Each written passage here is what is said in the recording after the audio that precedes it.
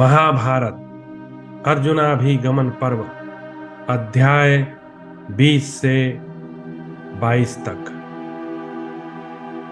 श्री कृष्ण और साल्व का भीषण युद्ध। भगवान श्री कृष्ण कहते हैं, राजन, आपका रासु यज्ञ समाप्त होने पर मैं साल्व से विमुक्त अनर्त नगर द्वारका में गया। महाराज, मैंने वहां पहुंचकर देखा द्वारका श्रीहीन हो रही है। वहां न तो स्वाध्याय होता है न वष्टाकार। वह पूरी आभूषणों से रहित सुंदरी नारी की भांति उदास लग रही थी। द्वारका के उपवन तो ऐसे हो रहे थे मानो पहचाने ही न जाते हों। यह सब देखकर मेरे मन में बड़ी शंका हुई और मैंने कृतवर्मा से पूछा, नरश्रेष्ठ, इस वृष्णि वंश के प्रायः सभी स्त्री पुरुष अस्वस्थ दिखाई देते हैं। इसका क्या कारण है? मैं ठीक ठीक सुनना चाहता हूं। नृपश्रेष्ठ, मेरे इस प्रकार पूछने पर कृतवर्मा ने साल्व के द्वारकापुरी पर घेरा डालने और फिर छोड़कर भाग जाने का सब समाचार विस्तार पूर्वक कह सुनाया। भरतवंश शिरोमणे, यह सब वृत्तांत पूर्ण रूप से सुनकर मैंने साल्वराज के विनाश का मन में पूर्ण रूप से निश्चय कर लिया। भरतश्रेष्ठ, तदनंतर मैंने नगर निवासियों को आश्वासन देकर राजा उग्रसेन, पिता वसुदेव तथा संपूर्ण वृष्णि वंशियों का हर्ष बढ़ाते हुए बोला, यदुकुल के श्रेष्ठ पुरुषों, आप लोग नगर की रक्षा के लिए सदा ही सावधान रहें। मैं साल्वराज का नाश करने के लिए यहाँ से प्रस्थान करता हूँ। आप यह निश्चित जाने, मैं साल्व का वध किए बिना द्वारकापुरी को नहीं लौटूंगा। साल्व सहित सौभ नगर का नाश कर लेने पर ही मैं पुनः आप लोगों का दर्शन करूंगा। अब शत्रुओं को भयभीत करने वाले इस नगाड़े को 3 बार बजाइए। भरत कुलभूषण, मेरे इस प्रकार आश्वासन देने पर सभी यदुवंशी वीरों ने प्रसन्न होकर मुझसे कहा, जाइए और शत्रु का विनाश कीजिए। प्रसन्न चित्त वाले उन वीरों द्वारा आशीर्वाद से अभिनंदित होकर मैंने श्रेष्ठ ब्राह्मणों से स्वास्थ्य वाचन कराया और मस्तक झुकाकर भगवान शिव को प्रणाम किया। नरश्रेष्ठ, तदनंतर शैव्य और सुग्रीव नामक घोड़ों से जुते हुए अपने रथ के द्वारा संपूर्ण दिशाओं को प्रतिध्वनित करते हुए श्रेष्ठ शंख पांचजन्य को बजाकर मैंने विशाल सेना के साथ रण के लिए प्रस्थान किया। मेरी उस व्यूह रचना से युक्त और नियंत्रित सेना में हाथी, घोड़े, रथी और पैदल चारों ही अंग मौजूद थे। उस समय वह सेना विजय से सुशोभित हो रही थी। तब मैं बहुत से देशों और असंख्य वृक्षों से हरे भरे पर्वतों, सरोवरों और सरिताओं को लांघता हुआ मार्तिकावत में जा पहुंचा। नरव्याघ्र, वहां मैंने सुना कि साल्व सौभ विमान पर बैठकर समुद्र के निकट जा रहा है। तब मैं भी उसके पीछे लग गया। शत्रुनाशन फिर समुद्र के निकट पहुंचकर उत्ताल तरंगों वाले महासागर की कुक्षी के अंतर्गत उसके नाभि देश एक द्वीप में जाकर राजा साल्व स्वविमान पर ठहरा हुआ था। युधिष्ठिर, वह दुष्ट आत्मा दूर से ही देखकर मुस्कुराता हुआ सा बारंबार युद्ध के लिए ललकारने लगा। मेरे सांग धनुष से छूटे हुए बहुत से मर्म भेदी बाण साल्व के विमान तक नहीं पहुंच सके। इससे मैं रोष से भर गया। राजन, नीच दैत्य दुर्धर्ष राजा साल्व स्वभाव से ही पापाचारी था। उसने मेरे ऊपर सहस्रों बाण धाराएं बरसाई। मेरे सारथी घोड़ों तथा सैनिकों पर उसने भी बाणों की झड़ी लगा दी। भारत उसके बाणों की बौछार को कुछ न समझकर मैं युद्ध में लगा ही रहा। तदनंतर साल्व के अनुगामी वीरों ने युद्ध में मेरे ऊपर झुकी हुई गांठ वाले लाखों बाण बरसाए। उस समय उन असुरों ने अपने मर्म बेधी बाणों द्वारा मेरे घोड़ों को, रथ को, दारुक को भी ढक दिया। वीरवर, उस समय मेरे घोड़े, रथ, मेरा सारथी दारुक, मैं तथा मेरे सारे सैनिक सभी बाणों से आच्छादित होकर अदृश्य हो गए। कुंती नंदन, तब मैंने भी अपने धनुष द्वारा दिव्य विधि से अभिमंत्रित किए हुए कई हजार बाण बरसाए। भारत साल्व का 100 विमान आकाश में इस प्रकार प्रवेश कर गया था, मेरे सैनिकों की दृष्टि में नहीं आता था, मानो वो एक कोस दूर चला गया हो। तब वे सैनिक रंगशाला में बैठे हुए दर्शकों की भांति केवल मेरे युद्ध का दृश्य देखते हुए जोर जोर से सिंहनाद और करतल ध्वनि करके मेरा हर्ष बढ़ाने लगे। तब मेरे हाथों से छूटे हुए मनोहर पंख वाले बाण दानवों के अंगों में सलभों की भांति घुसने लगे। इससे 100 विमान में मेरे तीखे बाणों से मरकर महासागर में गिरने वाले दानवों का कोलाहल बढ़ने लगा। कंधे और भुजाओं के कट जाने से कबंध की आकृति में दिखाई देने वाले वे दानव भयंकर नाद करते हुए समुद्र में गिरने लगे। जो गिरते थे उन्हें समुद्र में रहने वाले जीव जंतु निगल जाते थे। तत्पश्चात मैंने गोदुग्ध, कुंद पुष्प, चंद्रमा, मृणाल था चांदी की सी कांति वाले पांचजन्य नामक शंख को बड़े जोर से फूका। उन दानवों को समुद्र में गिरते देख सौभराज साल्व महान माया युद्ध के द्वारा मेरा सामना करने लगा। फिर तो मेरे ऊपर गदा, हल, प्रास, शूल, शक्ति फरसे से खड़ग, शक्ति, वज्र, पास, रिष्टि, कनप, बाण, पाटिस और भुषुंडी आदि शस्त्रों की निरंतर वर्षा होने लगी। साल्व की उस माया को मैंने माया द्वारा ही नियंत्रित करके नष्ट कर दिया। उस माया का नाश होने पर वह पर्वत के शिखरों द्वारा युद्ध करने लगा। तदनंतर कभी अंधकार हो जाता, कभी प्रकाश, कभी मेघों से आकाश घिर जाता, कभी बादलों के छिन्न भिन्न होने से सुंदर दिन प्रकट हो जाता था। कभी सर्दी, कभी गर्मी पड़ने लगती थी। अंगार और धूलि की वर्षा के साथ साथ शस्त्रों की वृष्टि होने लगती। इस प्रकार शत्रु ने मेरे साथ माया का प्रयोग करते हुए युद्ध आरंभ किया। वह सब जानकर मैंने माया द्वारा ही उसकी माया का नाश कर दिया। यथा समय युद्ध करते हुए मैंने बाणों द्वारा साल्व की सेना को सब ओर से संतप्त कर दिया। कुंती पुत्र महाराज युधिष्ठिर, इसके बाद आकाश 100 सूर्यों से उद्भासित सा दिखाई देने लगा। उसमें सैकड़ों चंद्रमा और करोड़ों तारे दिखाई देने लगे। उस समय यह नहीं जान पड़ता था कि यह दिन है या रात्रि। दिशाओं का भी ज्ञान नहीं होता था। इससे मोहित होकर मैंने प्रज्ञास्त्र का संधान किया। कुंती कुमार, उस अस्त्र ने उस सारी माया को उसी प्रकार उड़ा दिया जैसे हवा रुई को उड़ा देती है। इसके बाद साल्व के साथ हम लोगों का अत्यंत भयंकर था रोमांचकारी युद्ध होने लगा। राजेंद्र, सब ओर प्रकाश हो जाने पर मैंने पुनः शत्रु से युद्ध आरंभ किया। श्री कृष्ण का साल्व की माया से मोहित होकर पुनः सजग होना। अध्याय 21। भगवान श्री कृष्ण आगे कहते हैं, युधिष्ठिर, पुरुष सिंह, इस प्रकार मेरे साथ युद्ध करने वाला महाशत्रु साल्वराज पुनः आकाश में चला गया। महाराज, वहां से विजय की इच्छा रखने वाले मंदबुद्धि साल्व ने क्रोध में भरकर मेरे ऊपर शतघ्नियां, बड़ी बड़ी गदाएं, प्रज्वलित शूल, मूसल और खड्ग फेंके। उनके आते ही मैंने तुरंत शीघ्रगामी बाणों द्वारा उन्हें रोककर उन गगनचारी शत्रुओं को आकाश में ही मार डालने का निश्चय किया और शीघ्र छोड़े हुए बाणों द्वारा उन सब के 2-2, 3-3 टुकड़े कर डाले। इससे अंतरिक्ष में बड़ा भारी आर्तनाद हुआ। तदंतर साल्व ने झुकी हुई गांठों वाले लाखों बाणों का प्रहार करके मेरे सारथी दारुक घोड़ोत्थारथ को आच्छादित कर दिया। वीरवर, तब दारुक व्याकुल सा होकर मुझसे बोला, प्रभो, युद्ध में डटे रहना चाहिए। इस कर्तव्य का स्मरण करके ही मैं यहाँ ठहरा हुआ हूँ, किंतु साल्व के बाणों से अत्यंत पीड़ित होने के कारण मुझ में खड़े रहने की शक्ति नहीं रह गई है।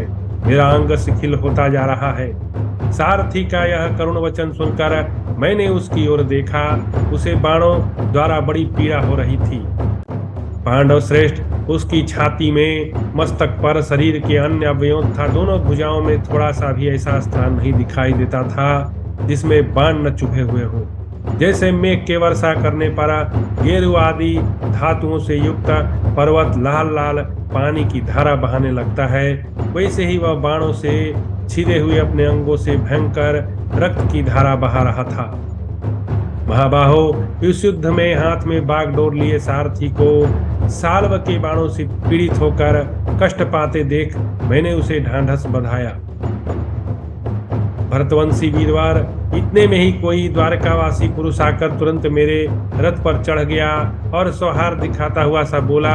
वह राजा उग्रसेन का सेवक था और दुखी होकर उसने गदगद कंठ से उनका जो संदेश था उसे बताता हूँ, सुनिए। दूत बोला, वीर द्वारका नरेश, उग्रसेन ने आपको एक संदेश दिया है। केशव, वे आपके पिता के सखा हैं। उन्होंने आपसे कहा है कि यहाँ आ जाओ और जान लो। दुर्धर्ष वृष्णिनंदन, आपके युद्ध में आसक्त होने पर साल्व ने अभी द्वारिकापुरी में आकर सूर्यनंदन वसुदेव जी को बलपूर्वक मार डाला है। जनार्दन, अब युद्ध करके क्या लेना है? लौट जाओ, द्वारका की ही रक्षा करो। तुम्हारे लिए यही सबसे महान कार्य है। दूत का वचन सुनकर मेरा मन उदास हो गया। मैं कर्तव्य अकर्तव्य के विषय में कोई निश्चय नहीं कर पाता था। वीर युधिष्ठिर, वह महान अप्रिय वृत्तांत सुनकर मैं मन ही मन सात्यकी, बलराम जी तथा महारथी प्रद्युम्न की निंदा करने लगा। वास्तव में यह साल्व की माया थी।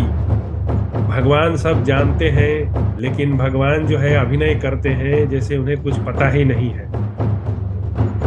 गुरुनंदन, मैंने द्वारका तथा पिताजी की रक्षा का भार उन्हीं लोगों पर रखकर 100 विमान का नाश करने के लिए चला था।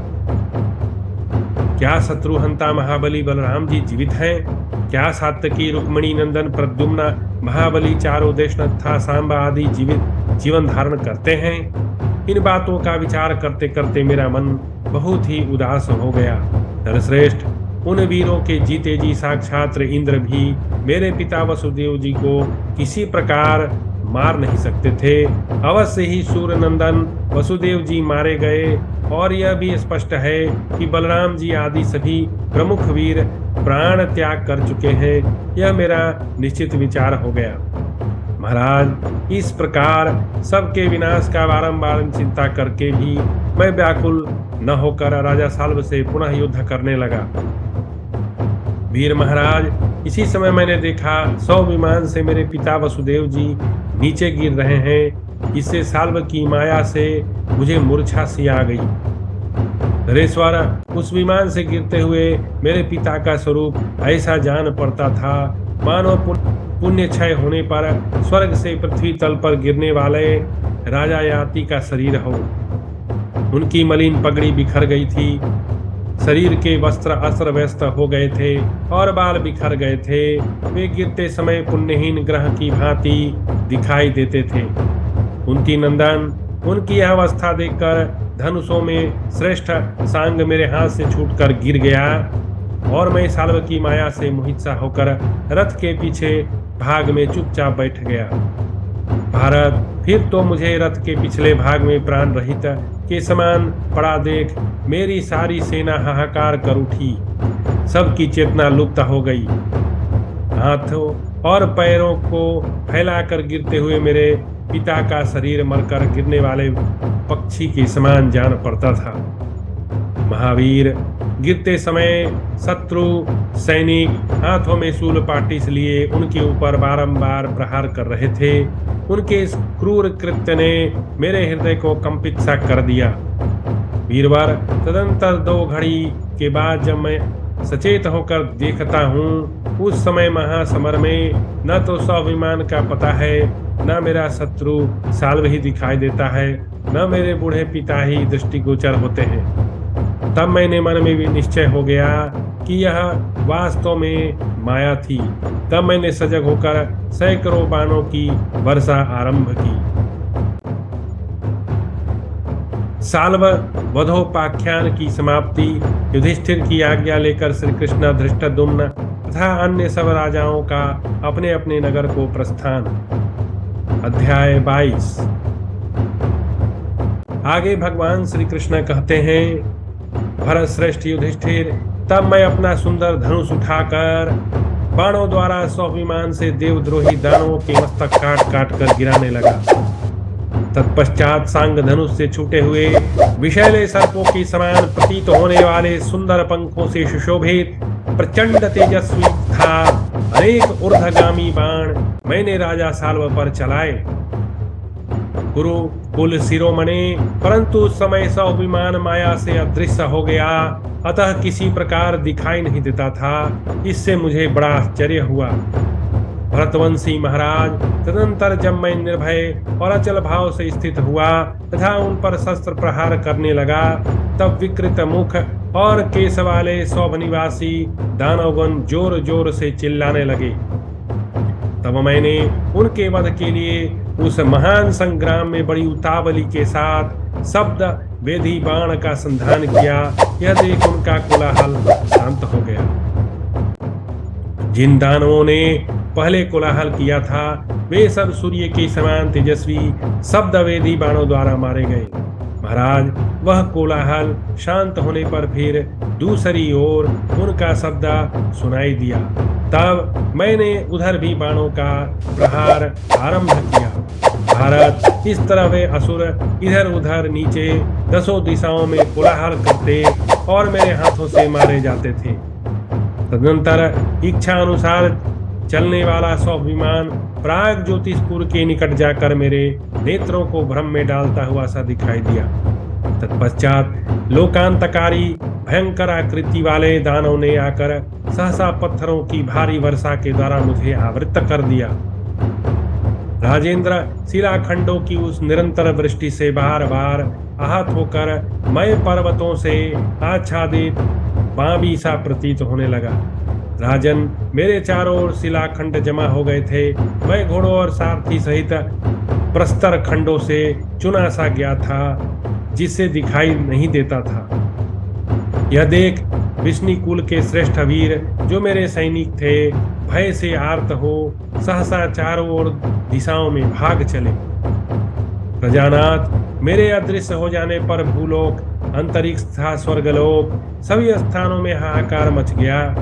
राजन, उस समय मेरे सभी सुहृद खिन्न चित्त हो दुख शोक में डूबकर रोने चिल्लाने लगे। शत्रुओं में उल्लास छा गया और मित्रों में शोक। अपनी मर्यादा से च्युत न होने वाले वीर युधिष्ठिर, इस प्रकार राजा साल एक बार मुझ पर विजयी हो चुका था। यह बात मैंने सचेत होने पर पीछे सारथी के मुंह से सुनी थी। तब मैंने सब प्रकार के प्रस्त्रों को विदीर्ण करने वाले इंद्र की प्रिय आयुध वज्र का प्रहार करके उन समस्त शिलाखंडों को चूर चूर कर दिया। महाराज, उस समय पर्वत खंडों के भार से पीड़ित हुए मेरे घोड़े कंपित से हो रहे थे।